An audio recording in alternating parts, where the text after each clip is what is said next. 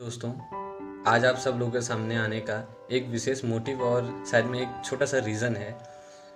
वो रीज़न एक छोटी सी खबर या एक बड़ी सी खबर कहें आप, उसी को आप सब लोगों के सामने एक विशेष रूप से पेश करने की कोशिश करूँगा। पर उससे पहले मैं आप सबको ये बता दूँ, इस वीडियो के माध्यम से ना ही मैं किसी विदेशी कंपनी और ना ही किसी नेशनल कंपनी और ना ही किसी सरकार और ना ही किसी व्यक्ति के बारे में कोई यहाँ पे अफवाह फैलाने के लिए इस वीडियो को बना रहा हूँ, या ना ही मैं किसी के दिल को ठोस पहुँचाने की इस वीडियो के द्वारा कोशिश करूँगा। पर बहरहाल उस खबर की तरफ आते हैं। आपने भी सुनी और मैंने भी सुनी, हम सब ने सुनी कि आज आंध्र प्रदेश के विशाखापट्टनम में एक कंपनी है, Korean based company LG polymer नाम की कंपनी है। वहाँ एक गैस लीक होने से, कि गैस त्रासदी से 11 लोगों ने अपनी जान गंवा दी अभी तक, और 300 से ज़्यादा लोग अपनी जान के लिए लड़ रहे हैं, अपनी जान के लिए संघर्ष कर रहे हैं। और जो गैस थी, जो विषैली गैस थी, उसका नाम स्टाइरीन गैस था।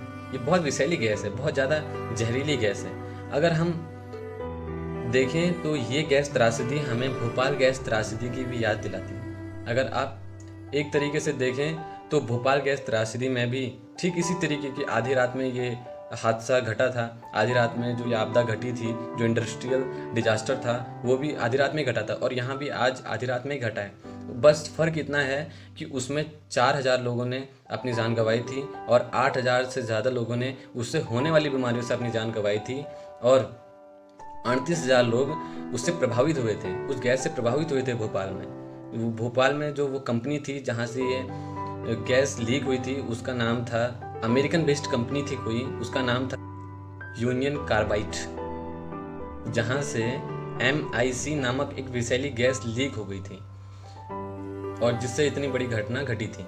अगर उसको देखें और आज के इसको देखें तो दोनों में बराबर समानताएं हैं। फ़र्क इतना है कि उस समय हमारे पास साधन नहीं था, आज हमारे पास साधन है। आज हमारे पास फ़ोन है और भी बहुत सारी मीडिया है, नेट है, उससे हम फटाफट से फोर्स यानी कि पुलिस को बोल सकते हैं कि यहाँ ऐसा घट गया है, और यही वहाँ हुआ भी। वहाँ के लोगों ने फटाक से ये रुख अपनाया और वहाँ की पुलिस ने भी मदद करा। मुझे खुशी है कि हमारे देश के जवान हर जगह, चाहे वो कोरोना का समय हो या अभी कोरोना का भी पूरे देश में चल रहा है उसमें, या चाहे जो अभी वहाँ त्रासदी घटी उसमें, उनका बहुत बड़ा योगदान था। उन्होंने अपना बहुत बड़ा योगदान दिया और हमारे लिए अपनी जान को जोखिम में डाल के वो लोग उनको बचाने के लिए गए। पर आप लोगों को मैं ये अवेयर करा दूं, उस समय और आज में बस अंतर इतना है कि आज हमारे पास सोशल मीडिया, नेट, ये चीज़ें हैं जिससे हम अवेयर करा सकते हैं, जिससे हमने इतनी बड़ी त्रासदी को रोकने में कामयाबी पाई, जिससे हमारे बहुत कम लोग, वहाँ के मुताबिक बहुत कम लोग मारे गए। पर अगर हम उस त्रासदी को देखें, उस त्रासदी में जो मैंने आपको बताया, इतने लोग मारे गए थे, इतने लोग ये हुआ था। अगर उस त्रासदी को देखें तो वहाँ के एक लोकल न्यूज़पेपर के हिसाब से, एक नहीं बहुत सारे वहाँ के जो लोकल पत्रकार थे, उनका कहना था कि जो वो कंपनी थी उसकी कोई विशेष हालत ठीक नहीं थी, वो कंपनी एक अच्छी कंडीशन में नहीं थी, वहाँ हर चीज़ को ओवरलोड करा हुआ था, और जो वहाँ के मैनुअल्स थे वो सब इंग्लिश में थे। और इतनी बड़ी त्रासदी का कारण शायद में एक वो भी रहा हो कि जो वहाँ के मैनुअल्स हैं वो सब इंग्लिश में हैं, तो वहाँ के जो काम करने वाले लोग थे वो सब भारतीय थे, तो शायद उन लोगों को उस समय जो जितने भी लोग थे उनको इंग्लिश नहीं आती थी, फिर भी वहाँ मैनुअल्स इंग्लिश में रखे हुए थे। और आपको ये बात बता दूं, आप मुझे एक बात बताइए, क्या वो कंपनी अमेरिका में नौकरी कर रही थी? क्या वो कर्मचारी लोग अमेरिका में काम कर रहे थे? कर तो भारत में ही काम रहे थे ना। तो उस समय हिंदी मैनुअल्स क्यों अनिवार्य नहीं करे गए? और आज भी अगर हम देखें दोस्तों, तो आप एक छोटा सा स्मार्टफोन ले लीजिए या बड़ा डिवाइस ले लीजिए, या बड़े गाड़ी ले लीजिए, कोई भी चीज़ ले लीजिए, आज भी मैनुअल्स इंग्लिश में दिए जाते हैं। वो हिंदी में क्यों नहीं दिए जाते मैनुअल्स? और देशों की जैसे यहाँ क्यों नहीं करा जाता? अगर आप देखें, फ्रांस में फ्रेंच लैंग्वेज में दिया जाता है, जर्मन में जर्मनी लैंग्वेज में दिया जाता है, अरब एरिया में देखेंगे, अरब देशों में देखेंगे, वहाँ अरबी में भी दिया जाता है, इंग्लिश में भी दिया जाता है। हम ये नहीं कह रहे कि इंग्लिश कोई बेकार भाषा है, पर हम ये कह रहे हैं कि हमारी मातृभाषा तो फर्स्ट हिंदी है ना। हम लोग हिंदी को बहुत अच्छे से जानते हैं, उसको पढ़ना जानते हैं, उसकी भाषा पहचानते हैं, तो हिंदी में भी मैनुअल अनिवार्य होनी चाहिए। हर क्षेत्र में एक छोटा सा स्मार्टफोन भी ले रहे हैं वहाँ से और बड़े तक का, हर चीज़ के पीछे हिंदी में भी लिखा होना चाहिए, मात्र इंग्लिश में ही नहीं।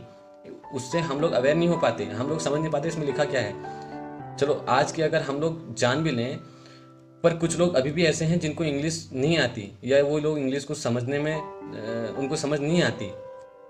ये तो रहा एक पॉइंट जो मैंने आप सबको बताया। अब दूसरा पॉइंट मैं आपको बताने की कोशिश करूँगा, जब वो त्रासदी घटी थी वहाँ की CEO को तो 4 दिन बाद पकड़ा गया, पर महज 3 घंटे बाद छोड़ दिया गया। और ये बहुत ज़्यादा शर्म की बात है, उसे 3 घंटे बाद क्यों छोड़ दिया गया? उस समय उसे 3 घंटे बाद छोड़ दिया गया। आज अगर हम लोग आज फिर भी ये देखने की कोशिश करते हैं कि जो ये कंपनी है इसके खिलाफ कितनी कार्रवाई होती है, हम ये देखने की कोशिश करते हैं कि इसके खिलाफ कार्रवाई होती भी है या नहीं। फिलहाल मैं आपको एक चीज़ और बताने की कोशिश करूँगा, अगर मेरे या आपके घर में कोई पार्टी या कोई दावत होती और उस दावत के खाने में कोई विषैली चीज़ या जहरीली चीज़ घिर जाती और उससे करीबन 10 लोगों की भी जान, या 10 लोग तो छोड़िए आप, उससे अगर 2 लोगों की जान भी चले जाती तो शायद मुझे उम्र कैद या फांसी भी हो सकती थी, या आपको उम्र कैद या फांसी भी हो सकती थी। पर इन कंपनी वालों के साथ ऐसा क्यों नहीं होता?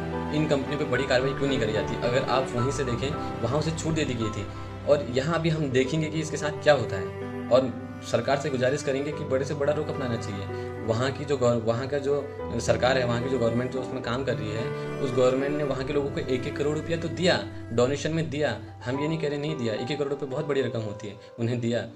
शायद में उससे उनकी घर की गरीबी कट सके, पर मैं आप सबको ये अवेयर कराना चाहता हूँ, क्या उससे जो व्यक्ति गया है उसकी याददाश्तों को वो लोग मिटा पाएंगे? क्या उस 1-1 करोड़ रुपये से उनके माता पिता और किसी का भाई, किसी की बहन उसमें जो मारे गए, उनको इंसाफ मिल पाएगा? क्या किसी के परिवार को इंसाफ मिल पाएगा? वो 1-1 करोड़ रुपये से तो नहीं मिल पाएगा ना इंसाफ के लिए तो वहाँ की सरकार को एक ठोस कदम उठाना पड़ेगा उसके खिलाफ, उस कंपनी के खिलाफ। और हम इतने ज़्यादा छूट कैसे दे देते हैं विदेशी कंपनियों को? चाहे विदेशी हो चाहे देसी हो, मैं ये नहीं कह रहा, हम दोनों कंपनियों को कैसे इतनी छूट दे देते हैं? हमें एक नियम बनाना चाहिए जिसके तहत वहाँ का मेंटेनेंस, हर चीज़ को हमने देखना चाहिए। सरकार के पास हर महीने की रिपोर्ट आनी चाहिए कि यहाँ का मेंटेनेंस ऐसा है, यहाँ की ये चीज़ें ऐसी हैं, यहाँ का सिस्टम ऐसा है। अभी ये कोरोना का काल है और टाइम है, हम लोग अभी घर पे हैं, आप भी घर पे, मैं भी घर पे हूँ, पर अगर ऐसे ही होते रहा तो हम लोग कैसे बच पाएंगे? अगर हम लोग कोरोना से बच गए तो शायद में कल कोई और कंपनी का ऐसा गैस लीक होगी, परसों किसी और की लीक होगी, तो उससे कैसे लोग बच पाएंगे? उससे कैसे लोग घर के अंदर रह पाएंगे? तो आप ये समझ रहे होंगे। धन्यवाद, आप सब लोगों ने मेरा ये वीडियो देखा, आप लोगों ने मुझे अपना कीमती समय दिया, इसके लिए मैं आप सब लोगों का तहे दिल से आभारी हूँ कि आप लोगों ने मुझे अपना समय दिया। पर एक छोटी सी गुजारिश भी करना चाहूँगा, आप लोग जो मैंने बात कही, आप इस पे एक हल्की सी एक अपने दिमाग में इसको बैठा के रखना और इस पे सोचना, इस पे विचार करना कि ये बात सही है या गलत। जय हिंद, जय भारत।